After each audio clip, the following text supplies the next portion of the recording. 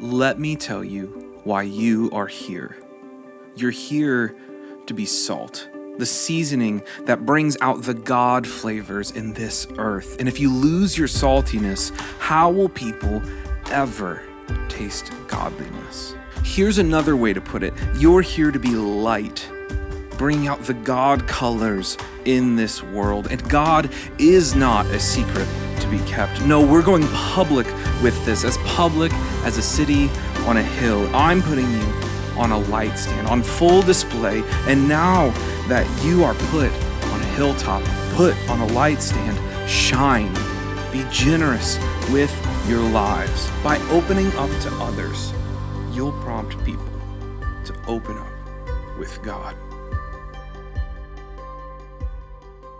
This is Joshua. Joshua is a remarkable person, and it's not just because he played in the NFL for a little while.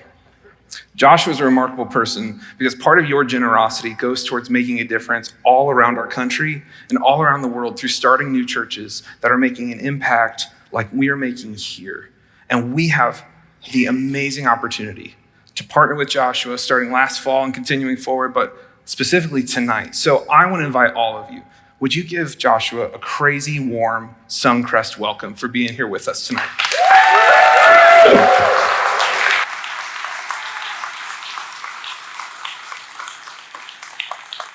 What's up, Suncrest? Suncrest, it's good to be with you guys all the way from Baltimore, Maryland. They say Baltimore, so that's how they pronounce it. Man, it's so good to be with you guys. I'm happy to be sharing with you, whether you're here live or you're watching us online. Excited to continue the series that we've been in. Back in 2001, there was a senior at Howard University in Washington, D.C. that caught my eye. Before I gave her my name, her name was Erica Johnson. And the details of that meeting, it depends on who you ask, you know. So you have me tonight. I'm going to give you the best version of that story. And so all you need to know is I got the number. And even that within itself is a story that I will spare you the details. But hey, here we are 21 years later, been married 19 years, and I'm proud to be married to Erica. But when I think about when Erica and I got together, right before we got married, she shared something with me that stuck with me that I've been kind of proud of over the years. She said, you know, you were the first guy to actually call me when he said he was going to call. And I was like, well, yeah, I mean, I'm really proud that I was able to do what I said I was going to do. But man, like that bar was kind of low, right? Like I'm thinking to myself, who are these people that you were interested in before? Now, I would like to think that I've always been on point and that I've always carried out what I said I was going to do. And yes, I've dropped the ball from time to time. And no one reminds me of that more than my 4 kids, Jayla, Jocelyn, Isaiah, and Journey. Because when dad says something, they expect something to happen. But when I think back about what Erica told me before we got married, it reinforced something for me that I already knew and that you already know as well. And it's this: it matters when words and actions match because people take notice.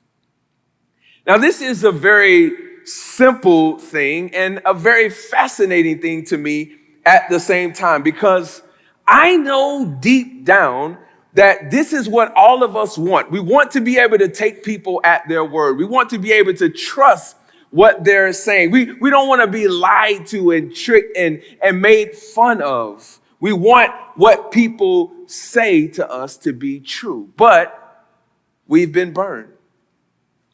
We have been let down before. And so it's hard to trust. And putting ourselves in those situations sometimes is unsettling, and sometimes it even feels unsafe for us.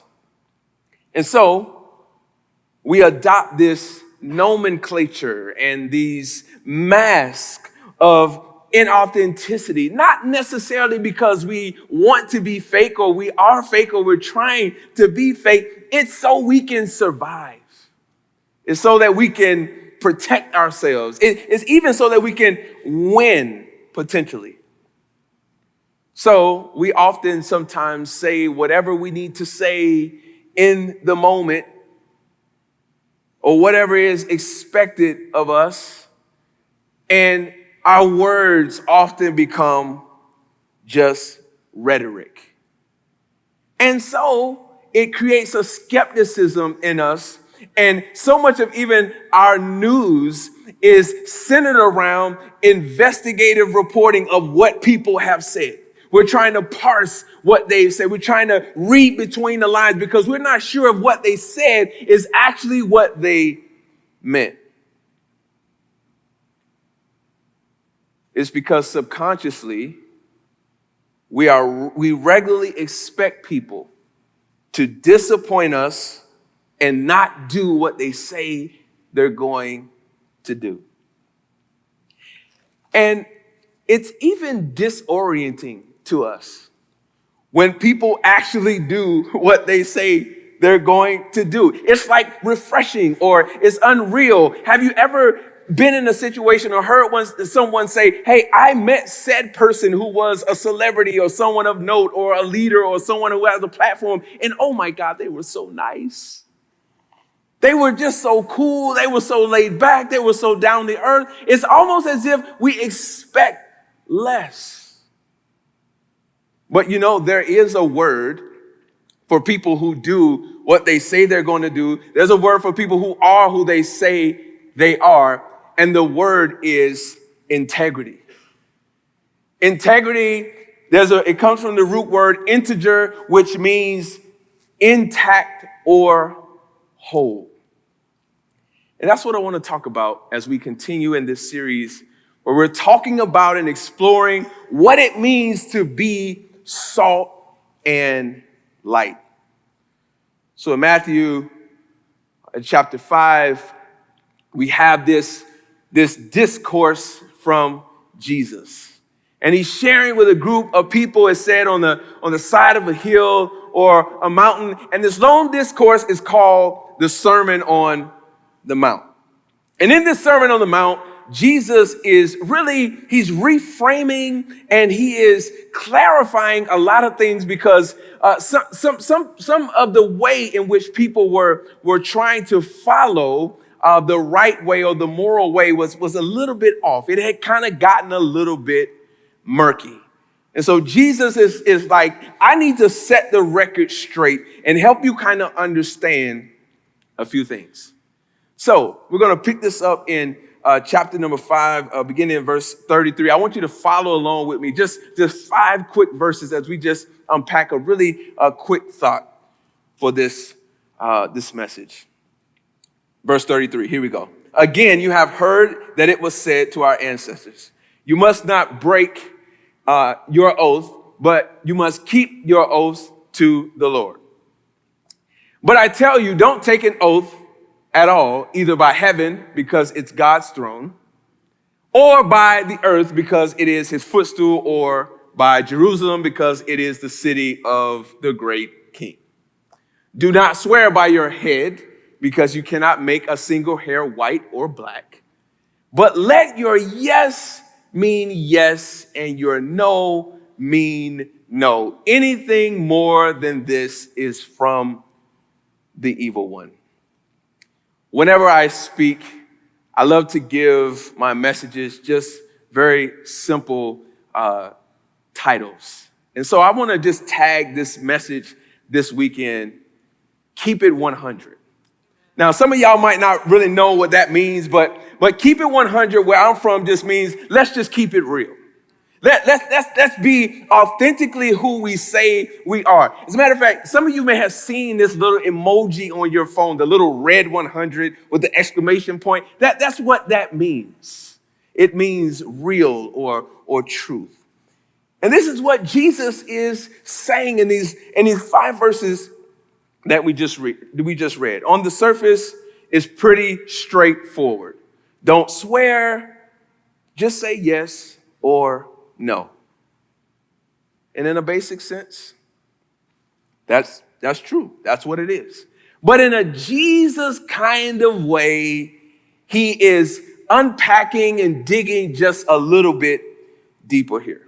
And so for context's sake, I think we should kind of understand why Jesus starts out by saying, again, you have heard that it was said. This is a little phrase that is throughout this Sermon on the Mount because Jesus is trying to point at something they are already familiar with, something that they already know. And what he's referencing here is like a mashup of a few Mosaic laws back in the Old Testament. Now, we don't have time to unpack all of them, but I will just touch on them real quick. So, do not misuse the name of our God is in Exodus chapter 20. That's actually the third commandment of the 10 commandments. Then the next one is in Leviticus. Do not swear falsely by my name, profaning the name of your God. Then the next one is in Numbers. When a man makes a vow to the Lord, do whatever he has promised. And then the fourth one, if you make a vow to the Lord, your God, don't be slow to keep it. That's in Deuteronomy. The intention here is around these commandments and these laws to just basically say the same thing over and over again. Don't swear, don't lie, keep your word. And so then the question becomes, if they already know this, right? And Jesus knows that they know this, why then is he repeating himself or he's elevating this for their understanding? Well, if you're a parent in the room or you're watching online, you know that part of your job description is to repeat, is to refrain. It is to continue to drive home these points. Hopefully one day it will land. Well, that's part of it here. But the other part of it here with Jesus is that he understands that there is this tendency, that there is this behavior that has become normal for the religious order, or maybe a group called the Pharisees, who were like loopholers or distortionists. Now, those are not words, but it just means that they were people who were trying to find loopholes and they were trying to distort things. And so this is specifically what Jesus is speaking to. These people, they had no real intention of keeping the oaths that they were speaking about. And so they were creating these loopholes, and they were kind of saying these things with no intention of keeping these vows, or they were making up rules to see like which vows would be binding or not. This was so serious to Jesus that he later on in Matthew 23, he addresses it again. And this time, I don't know about you, but where I come from, if mama is repeating herself too much, you know, the tone changes a little bit, you know, the eye contact is a little bit different. And so Jesus is so serious about this. He says, woe to blind guides and blind fools. He's talking to the leaders here who are swearing by the temple and swearing by the gold in the temple. The word woe here is not a good word. This is a warning. And Jesus says, basically in this short passage in Matthew 23, he says, let's stop the nonsense. Let's cut out the ridiculousness of this, because there's no reason to swear by any other thing. Because what they were doing essentially is, and this is why Jesus says don't swear by heaven, earth, Jerusalem, your hair, or anything. They were swearing by other things as not to swear by God, because that was the ultimate authority. And so they were swearing by these other things that didn't even matter. And Jesus says that shouldn't even be so. It's unnecessary, these involuntary oaths. Just don't do it. Because it was creating confusion, and it was creating hypocrisy, And it was creating legalism, a standard that people were to live up to that didn't even exist or matter. Now, some of you may be thinking, well, what about when we're in a courtroom and we're asked to take an oath? That's a little bit different because it's a matter of law, and it establishes legal ground for punishment of perjury. Basically, authority is given to whoever is in authority to make sure that you are saying or telling the truth. So this is not under the same kind of thing that Jesus is unpacking here. But here's the overall point. And if you're taking notes, just one point. And it's real clear. There's no need for me to repackage it. There's no need for me to make it sound real smooth. It's no need to dress it up. It's just simply this, and we've heard this saying before. Say what you mean and mean what you say. Jesus said, anything extra, the motivation is not good. It's suspect. It's coming from somewhere else. The great Dr. Benjamin E. Mays, maybe it's a name you're not that familiar with, but he was a great educator.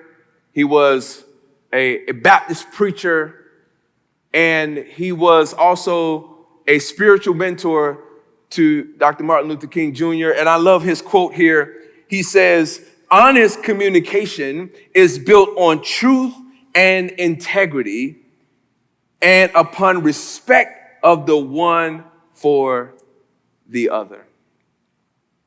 Three things: truth, integrity, respect. That's what healthy and honest communication is.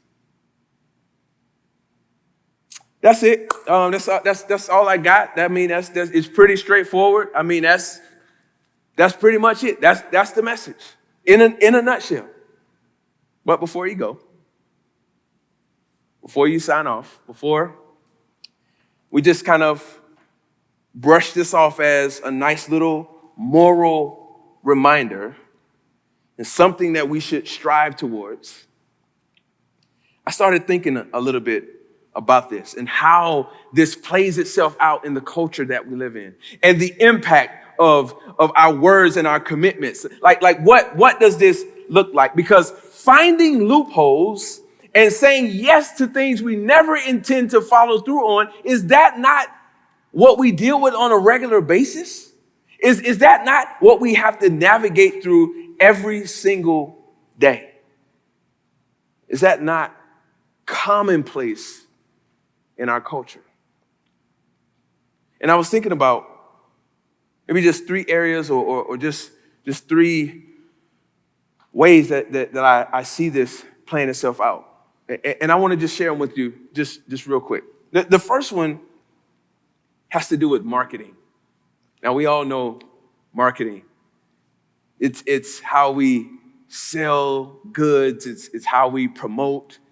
I mean, we're all just bombarded by marketing.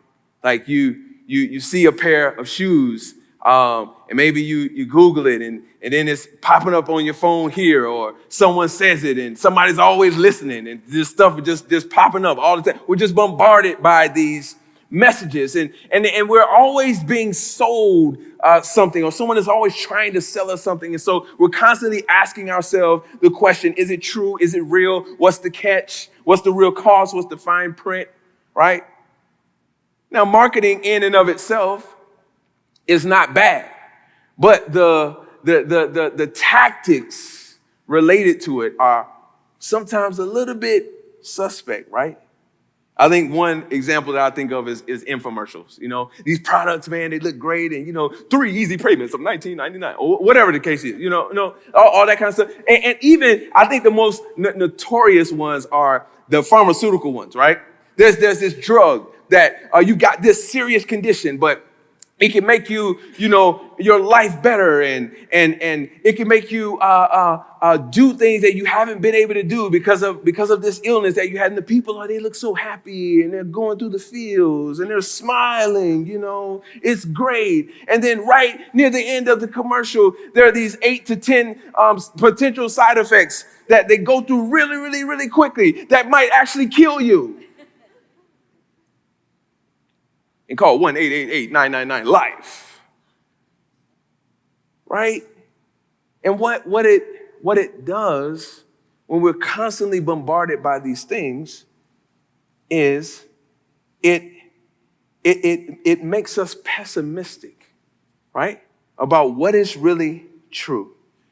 And we have a movement related to truth that says, well, I could just create my own. Right? Truth is relative. It's what I say it is. And what Jesus is saying to the religious order, and what he's saying to the people in Matthew 5, and what he's saying to us is, don't try to get over on others for your own gain. Don't present things in a misleading way. There's a guy named Paul who was a devout follower of Jesus. And Paul would write to Jesus followers all over the place, and it turned into a huge portion of the New Testament. And so there are these Jesus followers in a place called Philippi, and he's writing to them about what it means to follow Jesus. And I love what he says to them in a portion of this letter. He says, do nothing out of selfish ambition or conceit, but in humility consider others as more important than yourselves. Everyone should look out not only for his own interests, but also for the interests of others. Those are the kinds of practices that followers of Jesus should exemplify. How we live our lives as Jesus followers, it is marketing. Because it is a message to the world around us that, hey, listen, we kind of move a little bit differently. And so what this means is to be salt and light in the world means we have said yes to putting ourselves out there on behalf of others first. The second example or area I was thinking about was monogamy. Now we know what monogamy is. It's commitment to one person. We think about that a lot of times in romantic relationships or marriage. But when I thought about it, I'm thinking about this shift that I'm seeing. That's kind of always been there. But I think now monogamy is still commitment to one person. The person is just you. It's just me, like that's the commitment to self, this unapologetic movement in the pursuit of self-fulfillment and a loyalty to self, where the sacrifices I make are significantly slanted in my direction.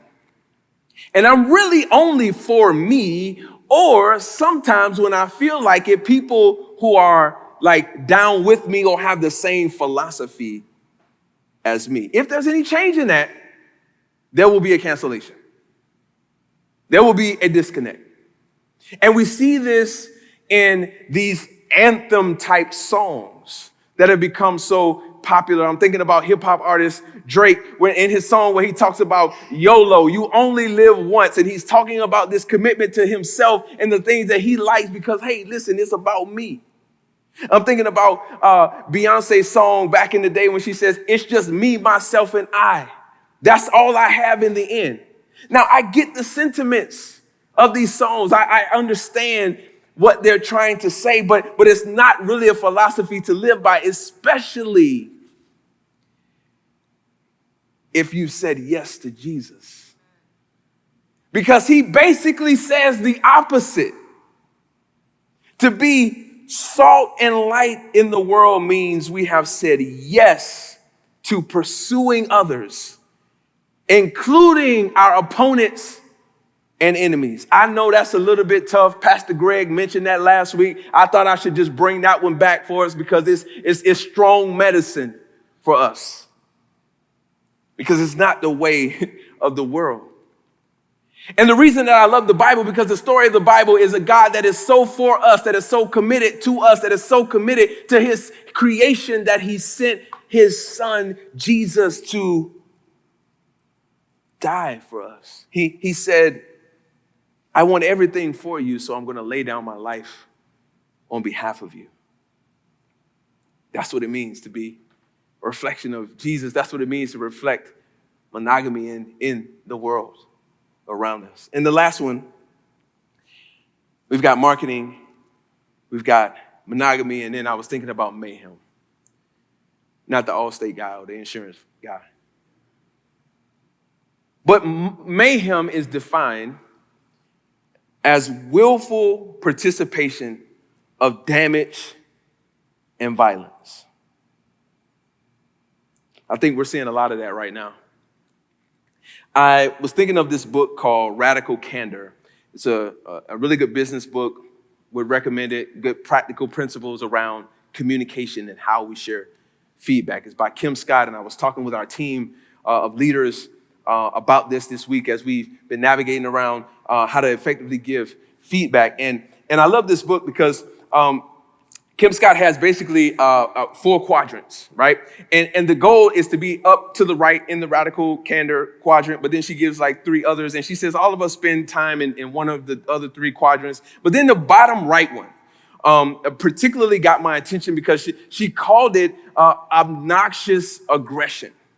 And she said, these are people who just don't care. I don't care about what you think. I don't care about how you feel. You are going to hear what I have to say, and I don't care how I say it. She says, these are front stabbers. They're not backstabbers. They're front stabbers. Because I don't care what kind of damage my words inflict. Haven't we been seeing a lot of that over the last 3 years for sure? Hasn't that become like a more acceptable thing? And what's been really, really challenging for me is seeing those who proclaim and say they follow Jesus right along with that crowd. Who think that retreating to a side and screaming at and blaming the other side is the good fight. But can I tell you something? I've never seen salt do its thing by staying in the container. I've never seen that. I've never seen salt actually do with what it's supposed to do, which one of those things is to preserve, right? I've never seen it by staying in the container, which means that salt has to get out and be in the mix, not on a side. Because to be salt and light in the world means that we have said yes to willfully engaging as peacemakers. We got to get in the mix, hold the tension in the middle, which is difficult for us. But that's what we're called to do if we are going to follow Jesus, because the goal is not to be right. The goal is to be in right relationship with God and one another. Let me just take us in for a quick bumpy landing. MTV launched a show 10 years ago called Catfish. Some of you know the show. I still watch it from time to time because it's just insanely interesting to me. And it's basically about these people who show up as someone else. They're not who they say that they are. And it's really, really a sad commentary on the lengths to which people will go to deceive someone, to still somewhat be in a relationship. It's just kind of weird to me. But let me just elevate the significance of this as I'm thinking about the context in what we're talking about and what Jesus is saying about letting your yes be yes and your no be no. I'm gonna give you one stat. 82% of young adults say we have a crisis of leadership in the world. What they're saying is we've got an integrity problem from the top down that is permeating our society. And here are the implications. A, skepticism about the truth. What is it? Is it really real? Is it attainable? B, I'm going to take matters into my own hands. I'm going to protect my own future because I can't trust anything or anyone. Ladies and gentlemen, this is a crisis. Whether you follow Jesus or not, this is a crisis. But if you do follow Jesus, yes, it is a crisis and an opportunity as well. Because the desire for realness and authenticity is hardwired in us. It is a significant desire that the world is craving. And in a world full of loopholers who are looking for ways out, Jesus desires his followers to keep it 100, to be people of integrity, to represent what is real, to represent what is redeeming. And imagine if it was said, I'm not cool with this Jesus thing. I'm not sure about it. It's all weird and confusing to me. But I tell you what, those people who follow Jesus, they are real. They mean what they say. And they do what they say. So let me leave you with 2 quick questions to just put in your back pocket to ponder. Number 1, what does it look like to honor your word? In your home, in your neighborhood, in your school, on your football team, on your dance team, in your city. What does it look like to honor your word?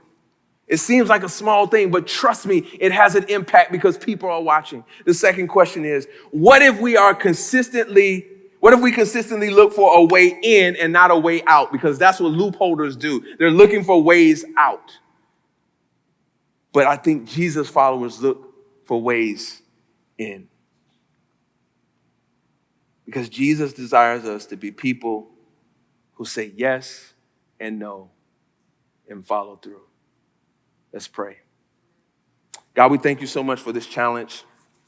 We thank you for how you're encouraging us to be active agents and ingredients in your creation, because that's what salt and light does. Help us, empower us, lead us, encourage us, strengthen us, because we cannot do this in our own power. It's too hard. It's too uncomfortable. But God, we need to be empowered by your Spirit. Help us to do the small things like they're big things so that we can see you at work actively doing big things around us. It's these things we ask in your son Jesus' name. Amen. I hope that this has been a meaningful experience for you, even online. And I want you to know that every time that we get together, both online and in person, we include a time of communion.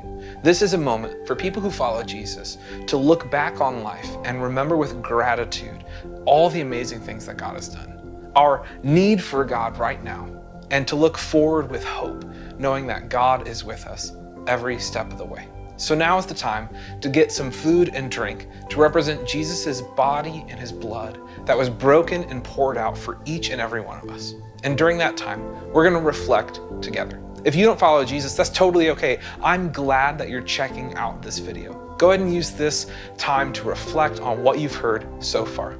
And with that, let's focus on the love of Jesus together.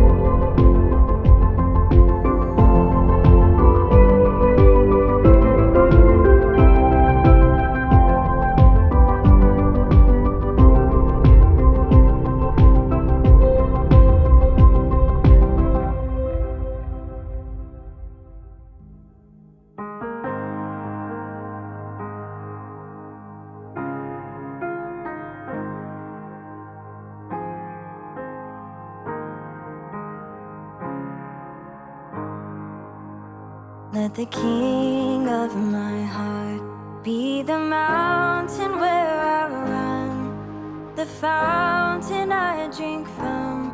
Oh, he is my song. Let the king of my heart be the shadow where I hide, the ransom for my life. Oh, he is my song. You are good, you're good. Oh, you are good, you're good. Oh,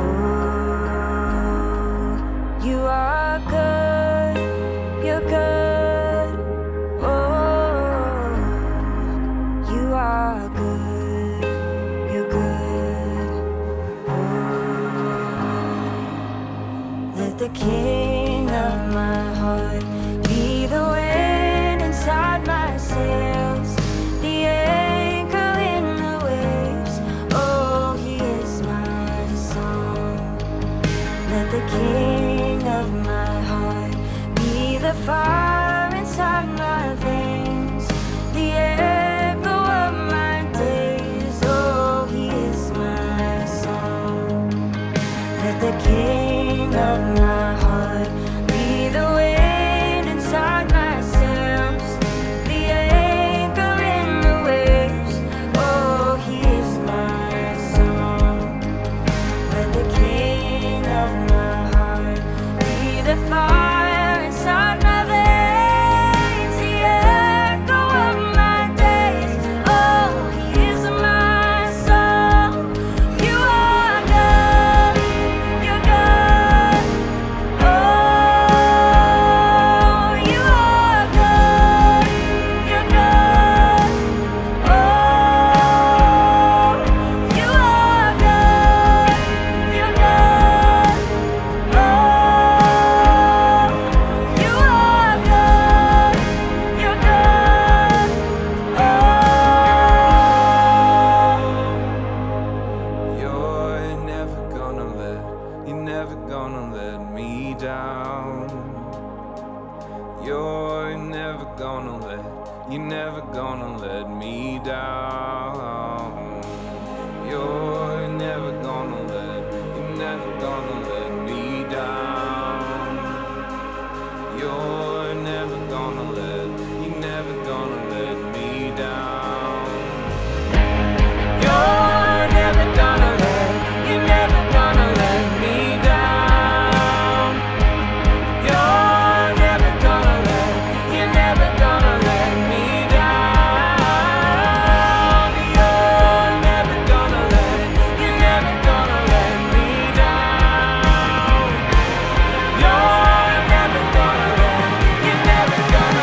me down. you are good, you're good. Oh, you are good, you're good. Oh, you are good, you're good. Oh, you are good, you're good. Oh, I know that you're never gonna let me down. You're never gonna let me down. You're never gonna let me down. You're never gonna let me